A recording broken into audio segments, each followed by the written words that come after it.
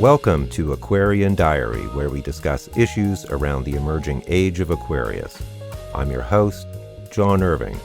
Thank you for joining me.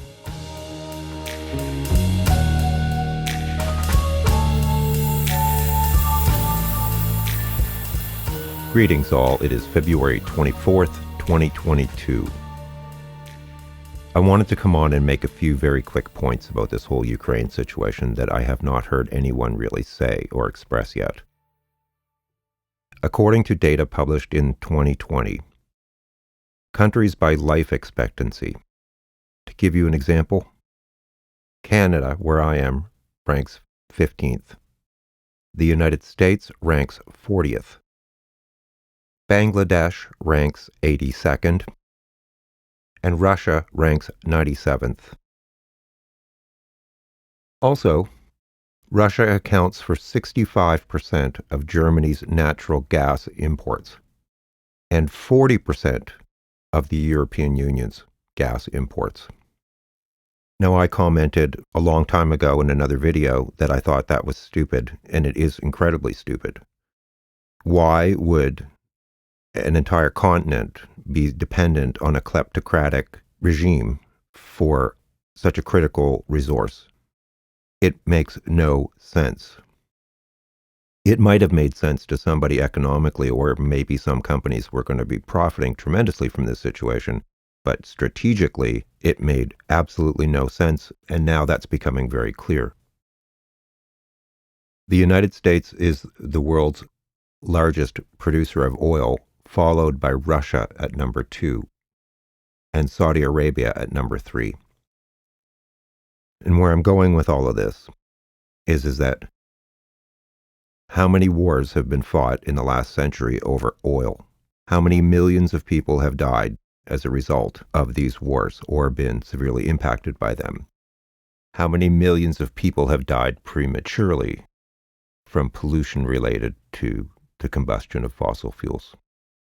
And on top of that, the consumption of which is literally destroying our planet's biosphere. My point is that if we had gotten off of fossil fuels decades ago, which is what we should have done, none of this would be happening. We wouldn't have this enormous kleptocracy with Putin and a handful of oligarchs controlling vast amounts of wealth, which they are stashing in countries all around the world, including the United States and Great Britain, and using the money from oil to arm themselves to the teeth so they can fight us and other democratic countries and invade places like Ukraine. And on top of all that, we know that Russia has interfered with our democratic electoral systems. I followed the whole trucker convoy, the Freedom Convoy, here in Canada recently. I followed that very closely because I lived in Ottawa for over 25 years.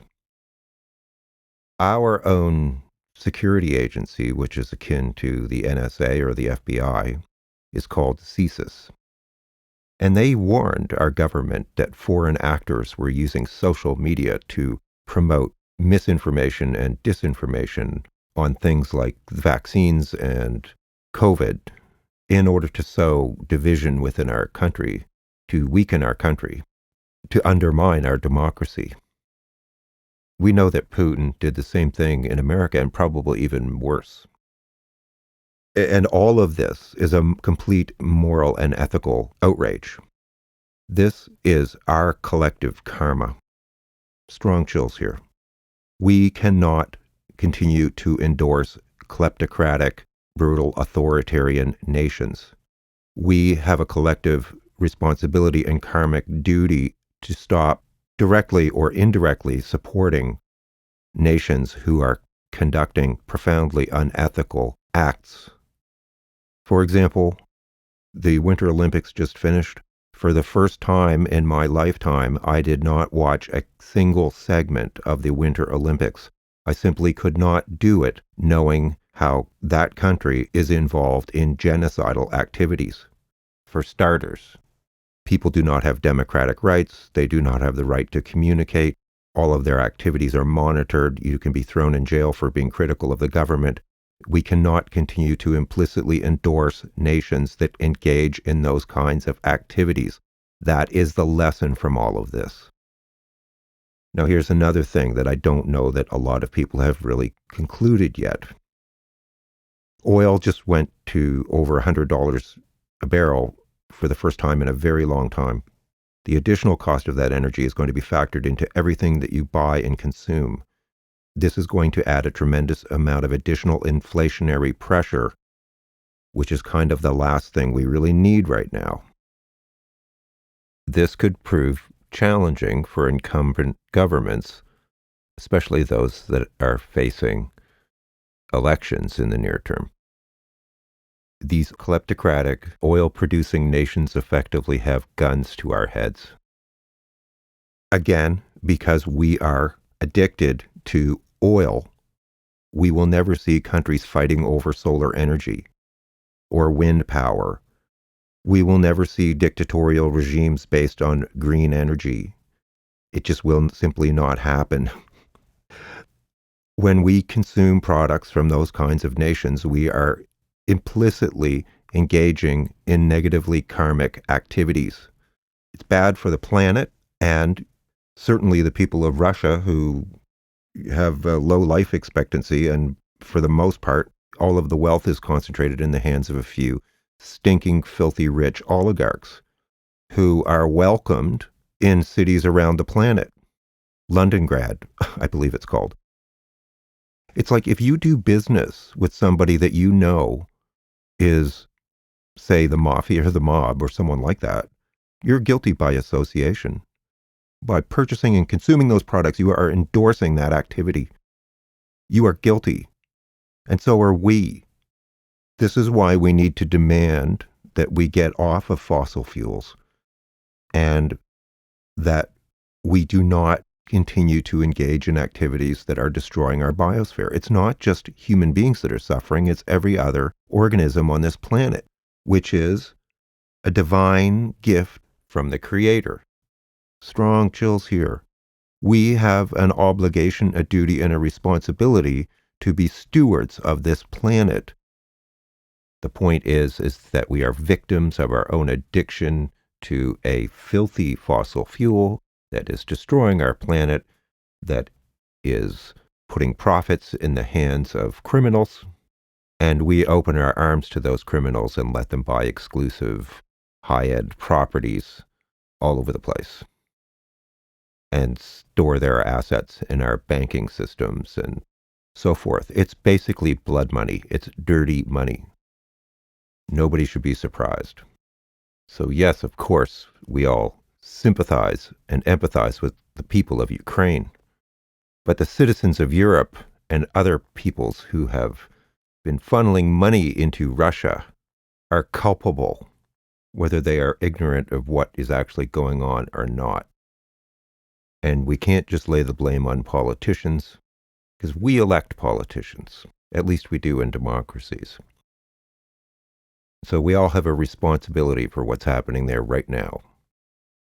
We can no longer lay the blame on other people for what is happening. We have to accept responsibility for this and do something about it to make sure that it never happens again. So yes, I'm outraged. Anybody who wasn't asleep at the wheel could see this coming years and years ago. Some people did, and nobody listened to them. Because people put profits ahead of the welfare of the planet and their own countries. This is the kind of crap that I talked about in Pluto moving into Aquarius.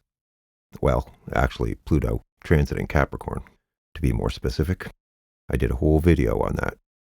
Anyway, so, yeah, how come people weren't paying attention and how come no one was aware of what was going on? Our security agencies have known about this for years. And I'm sure the military has as well. But, money comes before everything, right? Even life itself. This lunatic has literally brought democracies around the world to their knees. And we let it happen. As I suggested in the video I did on the USA Pluto return, I wouldn't be surprised if we find out that Putin is significantly responsible for the election of Donald Trump in ways that we are not fully aware of yet. And we effectively financed it through our consumption of oil and natural gas and so on. And now Ukraine. And you don't need to be really smart to understand this. It's really simple and obvious.